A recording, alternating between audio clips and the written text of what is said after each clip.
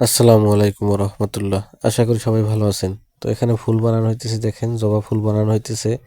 জবা ফুল, লিলি ফুল, শাপলা ফুল সব ধরনের ফুলই আমাদের কাছে আছে, আমরা বানাই এগুলা এবং বিক্রি করি। দেখেন এই যে আমাদের একজন কারিগর, সে ফুল বানাইতেছে। দেখেন একটা লাল সুন্দর জবা ফুল কিন্তু অলরেডি তার হাতে তৈরি হয়ে গেছে এবং আরও একটা ফুল সে তৈরি করতেছে। দেখেন কীভাবে ফুলগুলো আমরা তৈরি করি, সেগুলো কিন্তু আমরা আমাদের চ্যানেলে দেখাই একবারে A to Z। আমাদের চ্যানেলে দেওয়া আছে এই সমস্ত ভিডিও ফুল রিলেটেড, যে ফুল কীভাবে বানাই, কোথা থেকে কীভাবে আনি, কীভাবে এটা সাইজ করি। দেখেন এটা গোড়াটা সাইজ করা হইতেছে, অর্থাৎ গোড়ায় যে টবের ভিতর যে অংশটা যাবে সেটা কিন্তু কাটিং প্লাস দিয়ে কাটা হয়েছে। যে কাটার পরে একটা অংশ নিচ থেকে ফালানো হয়, নিচ থেকে ফালানোর পরে বাদ বাকি অংশে আমরা গাম লাগাই। গাম লাগানোর পরে সেটা টবের ভিতরে আসলে দেওয়া হয়, যাতে গাম দিয়ে ফুলটা টবের ভিতরে একবারে একদম শক্ত থাকে আর কি।